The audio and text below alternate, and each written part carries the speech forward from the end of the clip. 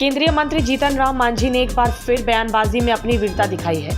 केंद्रीय मंत्री जीतन राम मांझी ने वक्फ बिल, कॉमन स्कूलिंग सिस्टम और मुख्यमंत्री पद को लेकर बड़ा बयान दिया।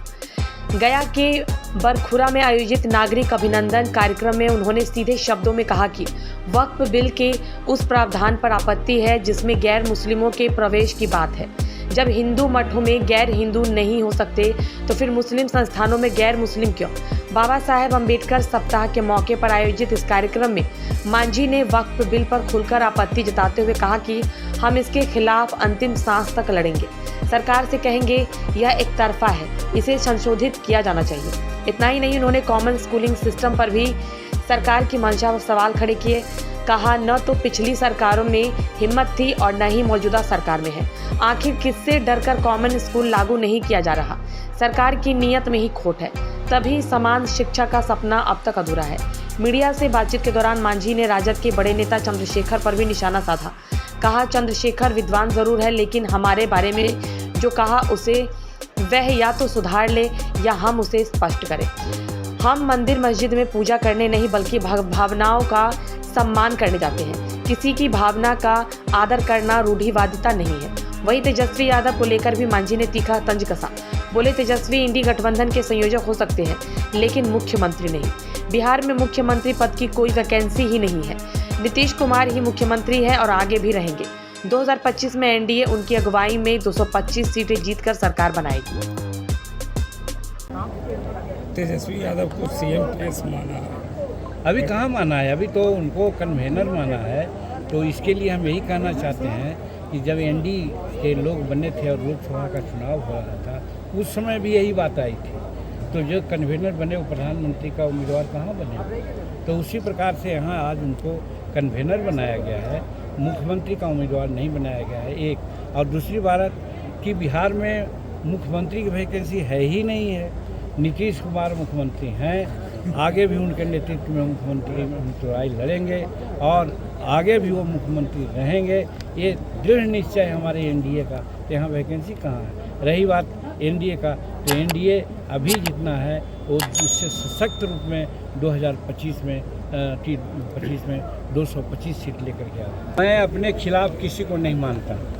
चंद्रशेखर जी प्रोफेसर हैं, विद्वान आदमी हैं। उनके दिमाग में अगर ये बात आई है कि हम गलत कहीं कर रहे हैं तो उसको सुधारने का काम करें या मैं उसको स्पष्टीकरण करने की बात करूँगा। जिस लाइन पर उन्होंने मुझे कहा है, क्या आज बीजेपी की सरकार है, बीजेपी के लोग हैं, तो क्या हैं ये? गलत लोग हैं। आज भारत 11वां पोजीशन से आज 8वां पोजीशन पर आ गया। आर्थिक दृष्टिकोण से 3रा पोजीशन पर जाने जा रहे हैं। 247 में हम लोग विकसित भारत की कल्पना कर रहे हैं नरेंद्र भाई मोदी जी के नेतृत्व में। तो सिर्फ धर्म के नाम पर या पार्टी के नाम पर किसी को कुछ कह दिया जाए, हम नहीं समझते हैं कि वो उचित है। कितना सेकुलर वो हैं वो जाने, लेकिन मैं भी कहता हूँ कि मैं भी मंदिर मस्जिद नहीं जाता हूँ पूजा करने, जाता हूँ आपका मन रखने के लिए, आपकी प्रतिष्ठा रखने के लिए कि जिसमें आपका ठेस न लगे भावना का। तो किसी की भावना को कदर करना वो कोई रूढ़िवादिता नहीं है। इस चीज़ को प्रोफेसर साहब समझें। जगह चल रही है, हम जहाँ जहाँ जा रहे हैं हिंदुस्तानी अवाम मोर्चा सेकुलर का, हम अपने लोगों के प्रति आभार व्यक्त करते हैं कि 10,000, 15,000, 20,000 आदमियों की जुटान होती है, बिना पैसा खर्च के सब अपने तरह से आते हैं। हम नहीं समझते हैं कि कोई दूसरी पार्टी जितना कम खर्च में हम मीटिंग करते हैं वो आते हैं उतना लोग करते हैं। ये है, हम तैयारी हमारी है।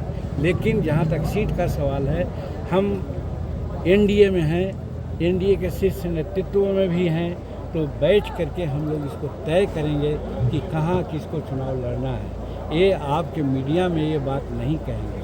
हाँ, हमारे कार्यकर्ता कुछ बोलते हैं, उसकी बात को हम कहीं कहीं बोल देते हैं, उसी को आप लोग कर देते हैं कि जीतन मांझी ऐसा कर रहे थे। हमारे लोग का कहना है कि कम से कम 40 सीट 35 सीट लड़ी है।